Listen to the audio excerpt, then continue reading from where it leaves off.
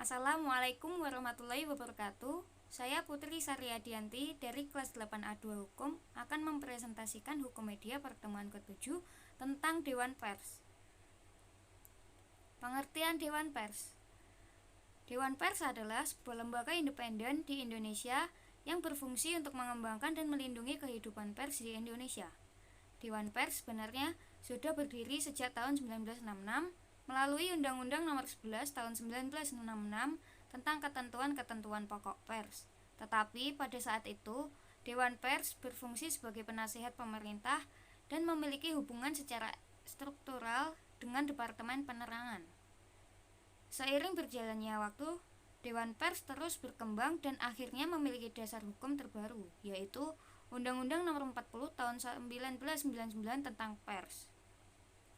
Sejak saat itu, Dewan Pers menjadi sebuah lembaga independen. Pembentukan Dewan Pers yang juga dimaksudkan untuk memenuhi hak asasi manusia karena kemerdekaan pers termasuk sebagai bagian dari hak asasi manusia.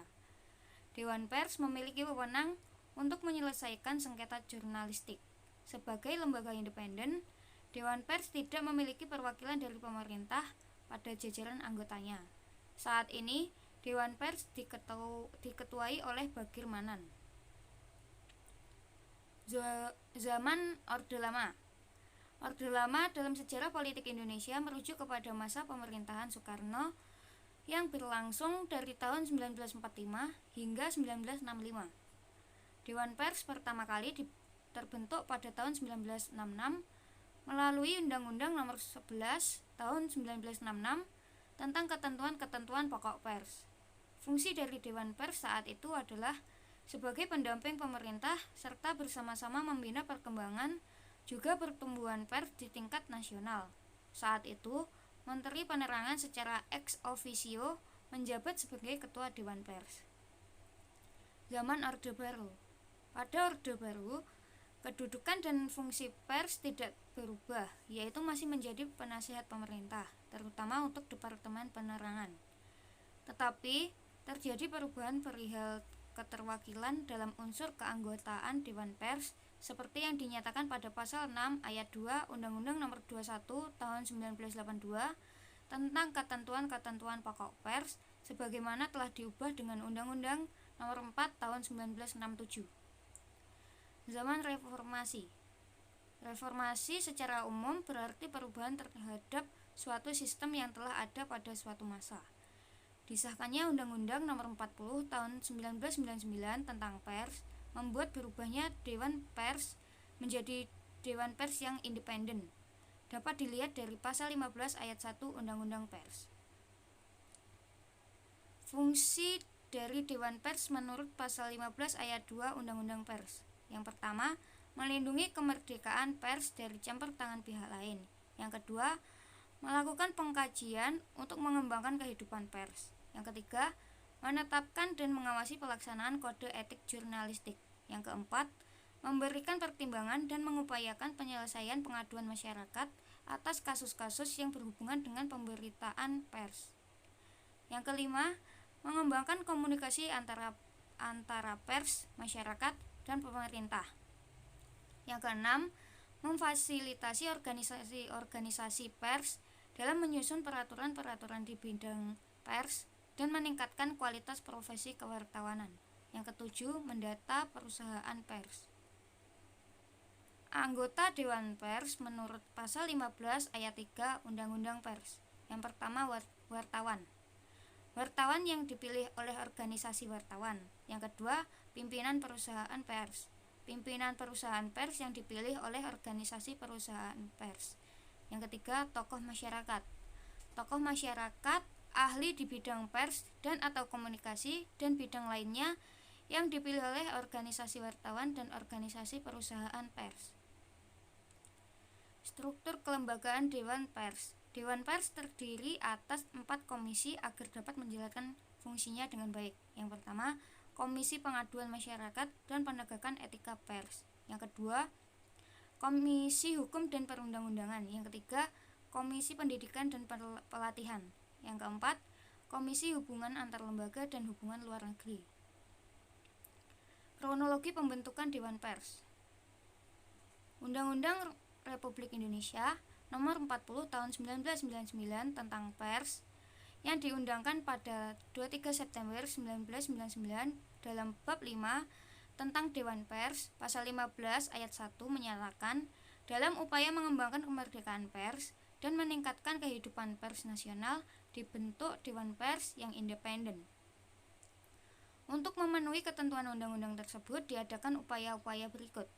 Dewan Pers Lama dalam sidang pleno ke-44 di Bandung 17-19 November 1999 memutuskan untuk mengadakan prakarsa guna memfasilitasi pembentukan Dewan Pers baru yang independen.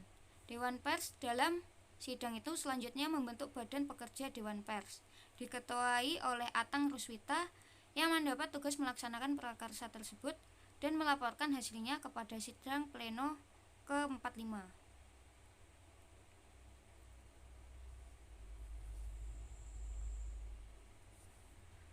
Dalam pertemuan itu disepakati bahwa setiap organisasi wartawan memilih dan mencalonkan paling banyak 2 orang dari unsur wartawan dan 2 orang pakar dari unsur masyarakat.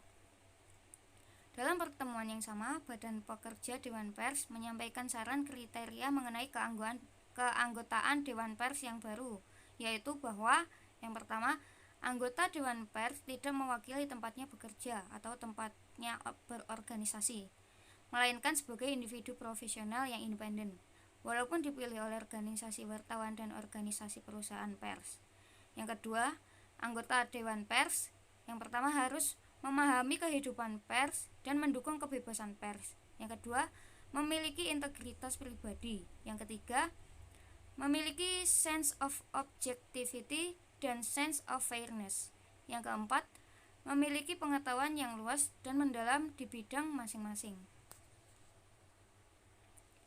Sidang pleno ke-45 Dewan Pers Lama di Yogyakarta 20-22 Februari tahun 2000 menerima laporan hasil kerja Badan Pekerja Dewan Pers. Sidang pleno itu selanjutnya memutuskan untuk menyeleksi para calon anggota Dewan Pers baru, dan dari antara 100 ke 121 calon yang diajukan organisasi-organisasi pers dan yang memenuhi kriteria sebagaimana telah disampaikan dalam pertemuan Badan Pekerja Dewan Pers dengan organisasi-organisasi wartawan dan organisasi-organisasi perusahaan pers pada 27 Januari 2000. Sidang pleno ke-45 Dewan Pers Lama menetapkan calon-calon anggota Dewan Pers baru untuk disampaikan kepada Presiden guna memenuhi ketentuan Undang-Undang Pers 1999 Pasal 15 Ayat 5.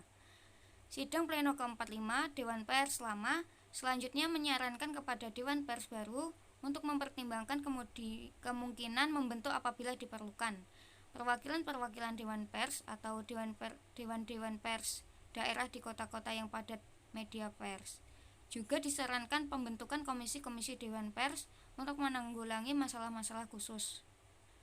Nama-nama calon anggota Dewan Pers baru diserahkan oleh pengurus Dewan Pers Lama kepada Presiden Abdurrahman Wahid dalam pertemuan di Bina Geraha pada 10 Maret tahun 2000.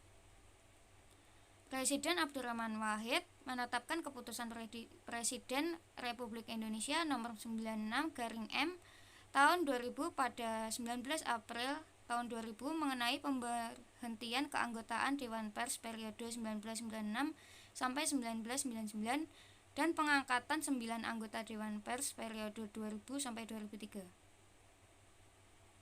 Fungsi Dewan Pers menurut UU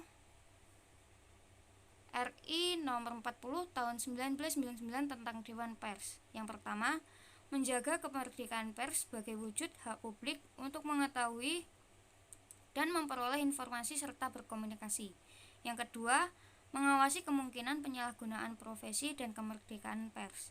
Yang ketiga, menjadi mediator untuk membantu menyelesaikan pengaduan masyarakat berkaitan dengan penerbitan pers yang merugikan publik. Dewan Pers independen. Dengan dukungan masyarakat pers Indonesia, otoritas Dewan Pers semata-mata terletak pada kemauan perusahaan dan redaksi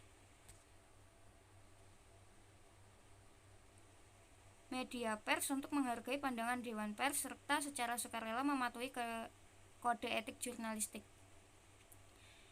Etika Dewan Pers dalam mewujudkan kemerdekaan pers, wartawan di Indonesia menyadari adanya tanggung jawab sosial serta keberagaman masyarakat guna menjamin tegaknya kebebasan pers serta terpenuhinya hak-hak masyarakat. Diperlukan suatu landasan atau moral atau etika profesi yang bisa menjadi pedoman operasional dalam menegakkan integritas dan profesionalitas wartawan.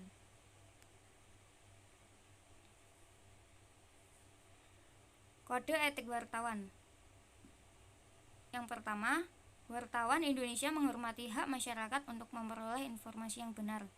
Yang kedua, wartawan Indonesia menempuh tata cara yang etis untuk memperoleh dan menyiarkan informasi serta memberikan identitas kepada sumber informasi.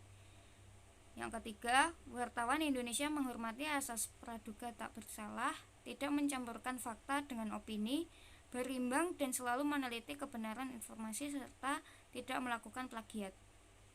Yang keempat, wartawan Indonesia tidak menyiarkan informasi yang bersifat dusta, fitnah, sadis, dan cabul, serta tidak menyebutkan identitas korban kejahatan susila. Yang kelima, wartawan Indonesia tidak menerima suap dan tidak menyalahgunakan profesi. Yang keenam, wartawan Indonesia memiliki hak tolak, menghargai ketentuan embargo, informasi latar belakang dan off the record sesuai kesepakatan. Yang ketujuh, wartawan Indonesia segera mencabut dan meralat kekeliruan dalam pemberitaan serta melayani hak jawab.